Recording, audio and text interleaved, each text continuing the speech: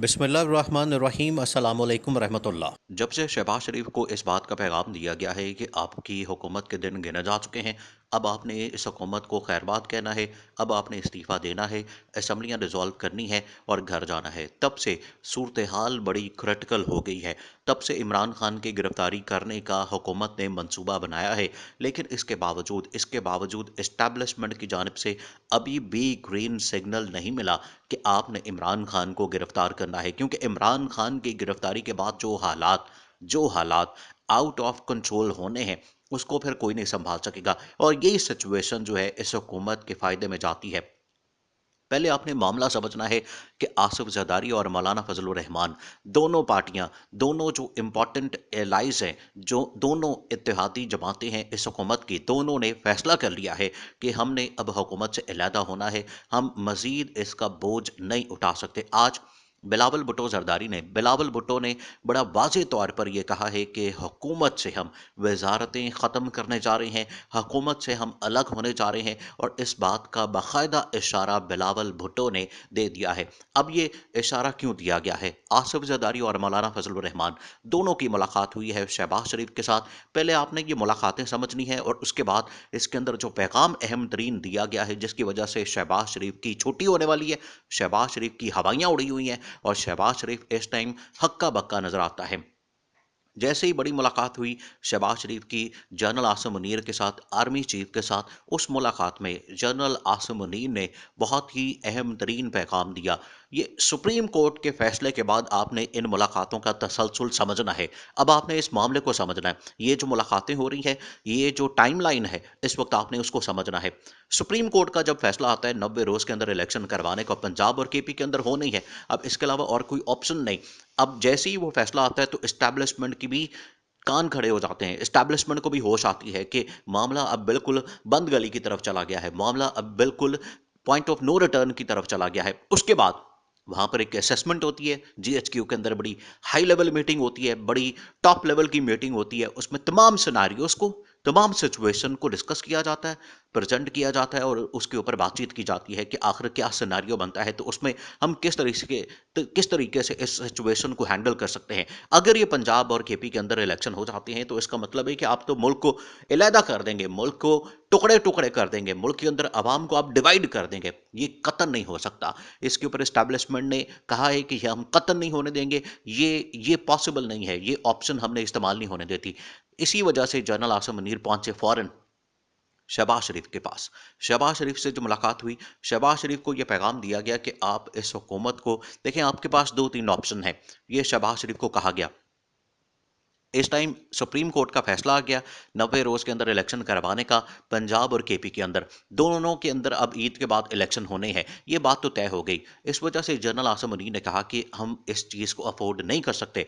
पाकिस्तान के अंदर हालात पहले ही बहुत बुरे हैं, अवाम इस कदर पोलराइज हो गई है पोलिटिकली। देखें, जो इमरान खान ने इस अवाम को, इस कौम को, पाकिस्तानियों को जो शऊर दिया है, वो आज से पहले 75 साल की तारीख में कभी नहीं दिया गया। इस वजह से बहुत ज़्यादा अवाम इस टाइम सामने आ गई है और अवाम को समझ आ गई है कि इस टाइम पाकिस्तान के साथ हो क्या रहा है और पाकिस्तान के साथ किया किसने है। ये जो खिलवाड़ किया है, पाकिस्तानियों को समझ आ गई है कि ये पीडीएम हुकूमत ने, मौलाना की पार्टी, शहबाज शरीफ, आसिफ जरदारी, ये तीनों जिम्मेदार, और उसके अंदर जो इस्टेब्लिशमेंट के अंदर बैठे हुए सहूलतकार, जिसके अंदर इमरान खान ने एक्सपोज किया जनरल बाजवा और उनकी सारी की सारी टीम को, ये अब अवाम को पता चल गया है कि वो असल में ज़िम्मेदार थे।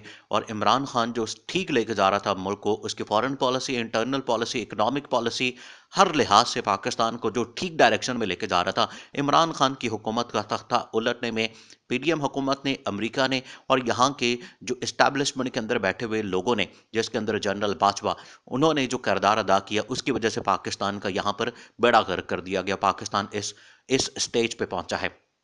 जनरल आसिम मुनीर ने अब ये फ्रंट फुट पे आके ड्राइविंग सीट संभाली है और बड़ा दो टोक पैगाम दिया है शहबाज शरीफ को कि शहबाज शरीफ, तुम्हारे पास दो तीन ऑप्शन है और यही दो तीन ऑप्शन आपने इस्तेमाल करने हैं, इससे बाहर नहीं जाना। एक ऑप्शन बड़ा क्लियर और कैटेगोरिकली दिया गया है। अब आपने मामले को इस यहाँ आपने समझना है, आपने अंदाज़ा करना है, ये अंदाज़ा लगा लें कि ये हुकूमत कितनी ढीठ है और किस तरह से ये साजिश पे साजिश करती है।